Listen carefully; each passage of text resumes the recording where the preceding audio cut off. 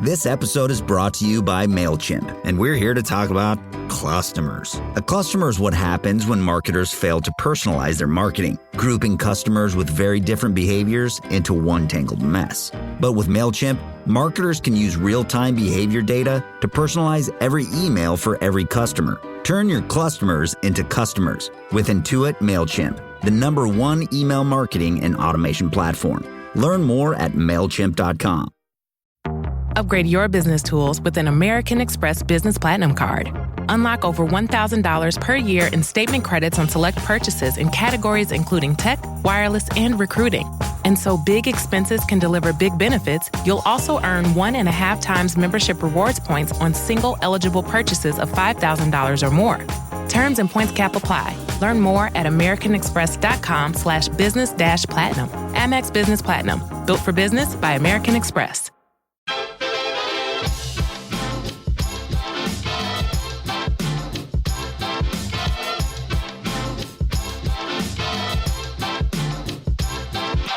Hello, and thank you for tuning into KNOW Waco. I am your host, Debbie, here to help you get in the know about Waco.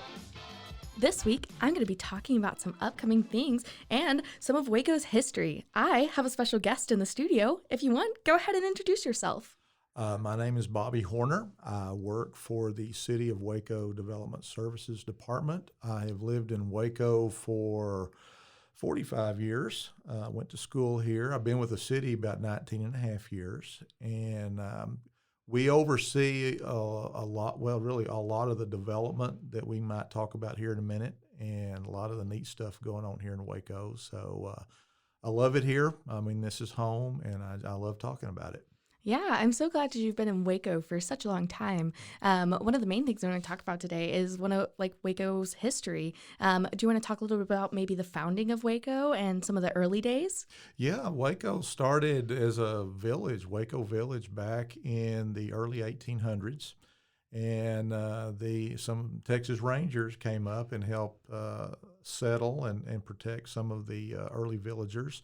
And Waco what's really cool about Waco is not only do they have a major river that runs through it, but Waco had artesian wells. Waco had a lot of the cotton industry grew here. It was one of the largest inland cotton industries in this part of the country for many years, like the end of the Civil War up until the Great Depression. And then the other thing that really helped put Waco on the map was the historic Chisholm Trail. Mm-hmm. And so that's kind of where the suspension bridge comes in eventually, because this was the low water crossing for all these cattle that were coming up from deep South Texas and going to Abilene, Kansas. And so you've got cattle, you've got cotton, you've got just growth. And so people were coming here, and Waco was kind of keeping pace with Austin and Dallas for many years until we hit that fateful day in May 11th, 1953, the tornado. Mm-hmm. Yeah, and do you want to talk a little bit about the Alico building, speaking of the tornado? Well, speaking of the tornado, the Alico building was really it was a very unique engineering design. It was one of the first buildings to have a steel superstructure, which actually it was designed to withstand those high winds.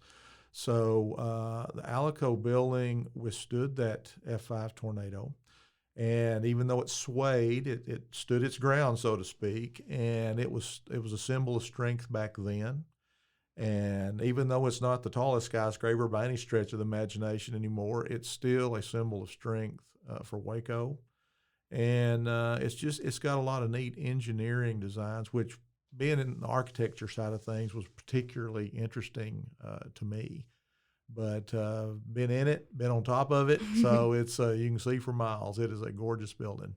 Yeah, and I know the whole structure of downtown has changed. You want to talk about some of the development and some of the history of downtown Waco itself? Right. Waco has never been through this kind of growth that everybody's seeing right now.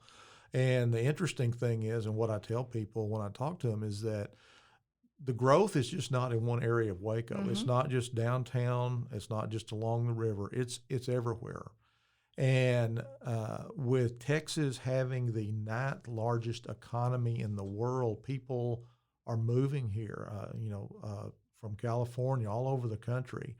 And of course, there's, the little TV show that's popular around these parts. It's bringing people literally Just around a small the world. TV. Yeah, just a small TV show. I don't think you've ever heard of it before. Yeah, but people around the world are coming to see Chip and Jo and all the stuff they've done. But I always tell people too, Waco was growing before that show ever even hit, and that's what's so neat about it. Now, of course, when that took off, we tell people it's kind of like threw gas on the fire. I mean, it just exploded.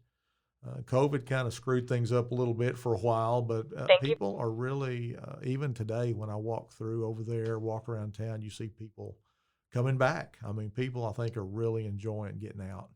So really some neat stuff going on. Yeah, so you have such an interesting vantage point. What is it like comparing today's growth versus historic growth in Waco? Well, today's growth is just one thing I noticed when I was first at the city. Waco was starting to have a little bit of upward growth, nothing like it is right now. But I noticed that I think downtown development was waiting for that one or two people to really step out in faith and start developing some of these older buildings. River Square Center was one of the first ones, and then another developer came in. And, the Chamber building was new, and then the apartments next to it. And that kind of started a synergy where people say, okay, they did it, they made it work, so let's do it. And then, of course, Spice Village and all of that just started to develop. And people had asked me, at different times, Waco's got this river. Why hasn't Waco done anything with the river? And so for the 40-something years I've lived here, it is so great to see finally. I've been here in riverfront development for years, and finally it is happening. So that's what's exciting to me, and just getting to be a part of all that and see it happening and meeting the developers and seeing what they're doing. Yeah, and especially since you've been on the development board for so long and you've been working with them, I imagine you get an insight on all the new and exciting things that are coming to Waco and are planning to come to Waco. What is something that you would like to see more of in Waco? Well, it's kind of funny. People will come to me and say, "Okay, I saw something being built over there. What is it, Bobby? Tell me what this is. You're the person I go to. What is it?" There are some things that we can talk about. And some things that we've been asked by of course, usually it's the bigger developers that say, hey, kind of keep a lid on it until we're ready. And we respect that. I know that people, as far as what they would like to see, and we're starting to see that, Top Golf and some of those kind of venues. The new Cinemark Yeah, that's right. Cinemark, all of that is exciting to see, a main event. And so there's some entertainment venues coming in. Ooh. Of course, I've been asked for years, are we getting a Papa Do's? Are we getting a Trader Joe's? Everybody always asks. So I said, I've got my fingers crossed. I'm hoping, I'm trying, but I really think once this riverfront development really kicks into gear, you're going to start seeing that, because that is $100 million worth of work. And it's going to be a combination of restaurants. It's going to be dining along the river, shopping, living areas. The developer, Catalyst Urban Development, they really specialize in developments like this, where it makes really easy to walk through, more of an urban feel. And so with all the development, walkways on both sides of the river, plans for the old abandoned railroad track that goes across the river, and possibly making it similar to the High Line in New York, where people can walk across it, vendors. So that's what excites me about all this, and just to see all the people getting to tell people about it. And that's one thing, just if I may say real quick, one of the things that people have told me that have visited here, they said, yeah, everybody's so nice here. It's like that. Of course, yeah. It's like that good old Southern hospitality. And of course, I think that's what really draws people. Of course, Chip and Jo do their part to give them some nice, wholesome TV, and I think that draws a lot of people. but all the other people that are investing in downtown, Mm-hmm. the small, the coffee shops, the food trucks, that's gotten really big here. Our farmers market, you know how Mm-hmm. big that is. So it's just, there's a lot of neat things falling into place. I'm not saying our Mary Street will be like 6th Street in Austin, but I know the city's really trying to develop Mary Mm-hmm. Avenue.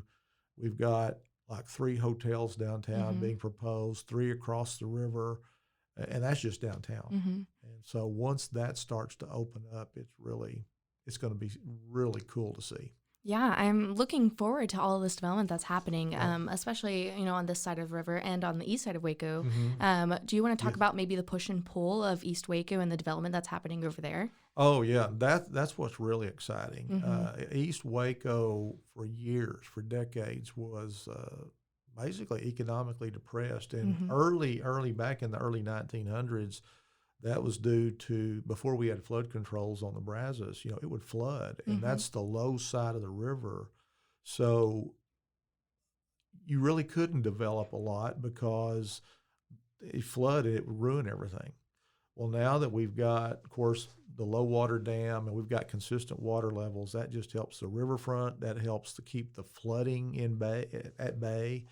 But to see the development over there now on Bridge Street, see the hotels, the apartments, the restaurants, a bank, the food trucks, Mhm. man, and just the upgrades to Elm Avenue itself is just really exciting. And so, once the suspension bridge gets finished in another probably year and a half, however long that takes, it's going to once again tie both sides of the city together right there on Bridge Street, and it's just really going to be neat. A great place for people to meet, families to meet, concerts. So that's what's neat to watch. Yeah, and you just briefly mentioned the suspension bridge. Do you want to talk about the progress that's happening right there? Yeah, probably people say the progress is not fast enough, but Like I-35. yeah, but considering that bridge has not been upgraded Mhm. since 1914, it has stood the test of time. And when they get through upgrading it this time, hopefully it'll be there for another 150 years. Mhm. But doesn't look like much right now with all that plastic over it to It protect. looks like a tube. Yeah, while they're and there's no suspension to it at Yeah. all. That's why they built all those extra bracing and forms underneath.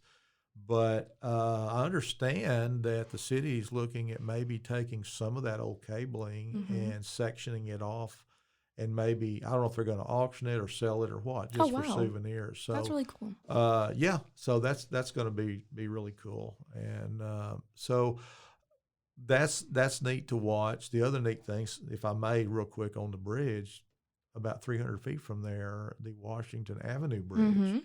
is the last remaining bridge of its kind in Oh, the wow. United States that's still used for auto pedestrian traffic. Wow. So that bridge, the suspension bridge, of course, the interurban railway that we had back in the early 50s and before, that just really helped make Waco a real economic place Yeah, to be. of course. And it was growing. And even after the tornado, Waco kind of sat dormant for several decades. And then finally, again, that one or two people started to step out on faith. The Dr. Pepper Museum, Mhm. which I was a part of in 1991 when it opened. I was working Oh, for an wow. architect. That building, the old Waco Hardware building, now where Spice Village is, Mhm. those were kind of and so I think there's an insurance building right down there across from the Dr. Pepper Museum. Those Mhm. are some of the first buildings that kind of started the renovation of downtown Waco. So it's again, it just takes one or two people to step out on faith, and other people join in. Yeah, and I've been looking at historical pictures of downtown Yes. Waco from the pedestrian mall. How do you think that's inspiring today's development? Oh yeah. Well, one of the exciting things to me is I've got some old historic pictures that I'm going to frame and put in Mhm. my office. I know the convention center has a bunch of those old pictures, the old suspension bridge. But I think what's really cool is that people are taking these older buildings And I think it is so cool that these older buildings are being repurposed into businesses. Of course, Chip and Joe bought the castle, and we're waiting to see what they're going to do with that. But just buildings that had such a big impact of who Waco was, and it still is.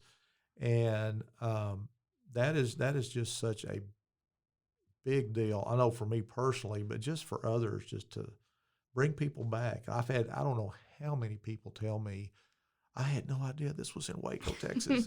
So it is so cool to really to watch that, to talk to people, and people that do tourism here and say, man, I've toured all over the world. This is the best place, that kind of thing. So that makes you feel good. It makes you feel good. Yeah, and what do you love about our community here as you talk about your love for people and your love for the community? Well, as I said, it's people will ask me, I guess, Waco's growing. Yeah, Waco's growing, but so far, in my opinion, Waco still has that small town feel to it. Now, I'm in Hamilton, a little over an hour from here. I grew up in small town, so when I was living there as a little boy and come over to Waco, this was big city to me. So, and I can still remember, I used to hate coming downtown Waco at the time because there was just people everywhere. Of course, we went through the 70s and 80s, and the downtown pedestrian mall thing didn't work, and, people moved out, and but we got through that, and now to see all these businesses coming back downtown my whole view is different as I've gotten older, and I have an appreciation for it. But it's all coming into play. People want to see these buildings restored, and people are getting on board with that, and they're doing that. Yeah, that's really awesome. And we have such, a strong community right now Yes. that's wanting to develop. Yes, it is. Which has influenced it immensely and has changed so much. And that's one of the things that I like about when the Chamber has been a part of this 1,000 Friends of Waco each month. And I always encourage people, if they haven't ever been, to come and sit in on that, because every month we usually have new people. It's not. We have some of the core group that come, but then we have new folks that come, and they get to share about what they're doing with their business, and programs like this, you get to share about that, and it's free advertising, and it's fun, and you get to meet people. And the other thing that the Chamber does, I work closely with Jennifer Branch, who oversees the 1,000 Friends. We're really making an effort, and she's really tried to make an effort, at least every other month. And if she could find the places, she'd probably do it every month, but at least every other month, go to a local business that has room, and we try to highlight that business. And so it helps other people to see this business, get them a chance to talk about it. And then next month or the following, we'll go somewhere else and do the same thing. So that is where I see the community really coming into play and supporting the growth of Waco. And I honestly do not see an end to it. People say, well, it's got to end sometime. Well, maybe, but I'm not seeing it. Not yet. I am not seeing it. And with I mean, what's not funny, but it's really neat to see, Waco, Texas in particular, and then Waco has been zeroed in on by a lot of these international companies.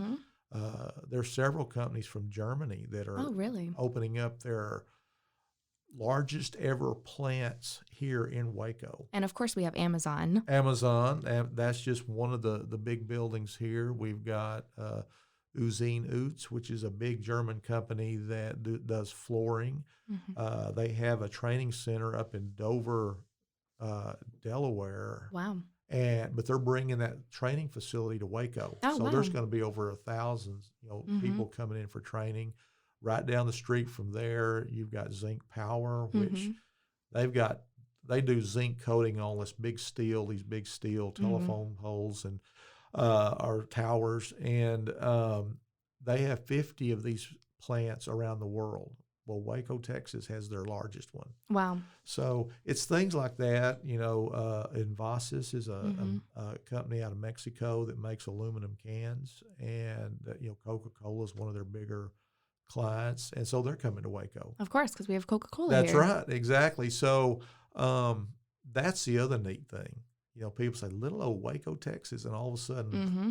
the attention of the world. SpaceX, All that manufacturing infrastructure just coming in. Yeah, SpaceX. Mm-hmm. Then I know that the chamber's working to develop the aeronautical park out at Mm-hmm. TSTC, and so a lot of space type industry. Mm-hmm. Of course, with SpaceX and Elon Musk moving down near Yeah, of Austin, course. and so so The city anyway. that Elon Musk bought, he's actually changing the name to Stardust, Texas. Stardust. Oh, Stardust. Stardust, Texas. Wow. How appropriate. But it's just, I really get on a roll talking about this because Mm-hmm. it is exciting to see. Yeah, of And course. I know the chamber is really trying to keep, all these graduates from Baylor, TSTC, MCC, keep them here in Waco. Yeah, and it's amazing because we have 5 campuses here, and not a Yep. lot of people realize that. They just Right. think Baylor, Yes. but we have MCC, TSTC, we have Baylor, we have 2 satellite campuses Right. with Tarleton and Texas Tech. Yep, that's right. So it's really amazing to just think Yep. about that. That's right. And so with the effort to try to get these companies that come in to pay a higher wage, that's going to obviously be interest to people. And so there's just a lot of neat synergy going on here in a Mhm. lot of different areas. People are all jumping on board with it. And I just see some, Waco's one of the destination cities now. Mm-hmm. Who would have thunk it? But for Waco, Texas, but it is. And the other thing, just I wanted to say real quick about Waco in general is just, Waco, like probably a lot of other cities, they've had their black eyes. They've had some Mhm. bad things happen, but there's been a lot of really, really good things happen. And Mhm. Waco and their people here are very resilient, and they rebound really carefully. And my former boss, when I first came to the city, told me, he said, for whatever reason in Texas, and of course we're here in Waco, but it seems like we're the last to go into economic depression, but one of the first to come out. Mhm. We just don't take the hit Yeah. like other parts of the country do, and so that's very fortunate for us. And I think developers, big companies see that, and they've got their eye on Texas and Mhm. Waco for sure. Mm-hmm. Yeah. Is there anyone else that you want to shout out or any organizations you would like to share about? Again, I've said the chamber several times. There's a lot of different organizations that, the Waco Arts Center Mhm. and that are really trying to develop the cultural Yeah, they have their art new district. development Yes, over there on that's 8th right. Street. That's right. And of course, the home market, the builders, even though they've had high prices to deal with on materials, they're course. still Mhm. building. And just the people that have, just in general, the people that have bought into Waco, that are investing their money and bringing these cool places, to whether it's Top Golf, Main Events, Cinemark, any of these places, the riverfront, it's all, it's just all coming together. Yeah. And so it's going to be exciting to see. Waco is going to look a lot different in the next, well, it is now, but in the next 5 years, and particularly as the development comes on. Of course, For sure, yeah. Baylor's always got something Of going on course, over there. yeah. Yeah. So, but it's really neat. I'm really proud of it. I love it here, and this is my home, and Yeah. so it's really a great place. Yeah. And where can our listeners find out more information about the City of Waco and developmental services? Well, they can go certainly to our city website. One of the things that I'm working on, and I hope to send the first one out first part of June, is we've never had a newsletter. It's going to be online at least at Mhm. first, but a newsletter dedicated specifically for the development of Waco and all the different departments that are involved. If somebody wants to build a building, somebody wants to remodel one of these old buildings, what's that about? I'm going to start putting pictures of the riverfront up there in future newsletters, and I don't know exactly how often we'll send this out initially, But that is one way that people can keep up with it. And then, of course, as I said, the Thousand Friends of Waco is open each month, the third Wednesday of the month. And so that is a good way, because every month I do a report of projects coming to Waco. Oh, so, cool. Anyway, so it's fun to talk about those, and people ask questions. And when is this open? When is this open? What is this over here? So I enjoy doing that. It is a lot of fun. Yeah, and is there anything else you want to share with our listeners today? Just the tourism side of Waco, it's really coming back. I mentioned earlier when I get out and walk just about every day, and I may walk by Magnolia, or I walk around town and just seeing everybody here. It's seeing all the different license plates from different parts of the country.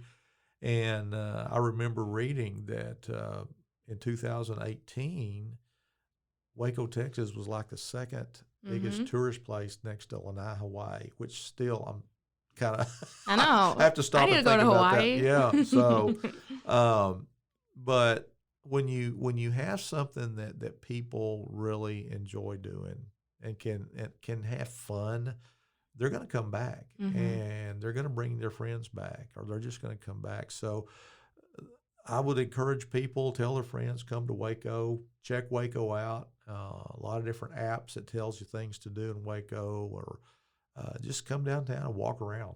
Yeah. And of course, check out nowaco.com. That's right. That's exactly right. Yeah. So, and how did you actually find No Waco? Because you actually messaged me through my website. Right. Well, actually, I think it was from from Thousand Friends initially. Oh, wow. Okay. Yeah. And then I get the emails. So Perfect. So that's the way I try to, and that's another thing. I try to keep my eyes and ears open for things. I need to check that out. So I'm gonna. That's just one of the ways I try to keep up with what's going on. Yeah, of course. I appreciate you doing things like this, and and thank you for coming on. Yeah, it's been a lot of fun, and really enjoyed it. So thank you. All right, thank you. Thank you for tuning into this week's podcast. This is your host, Debbie, signing off. Now that you know, go. Just go, Waco. This has been a Rogue Media podcast.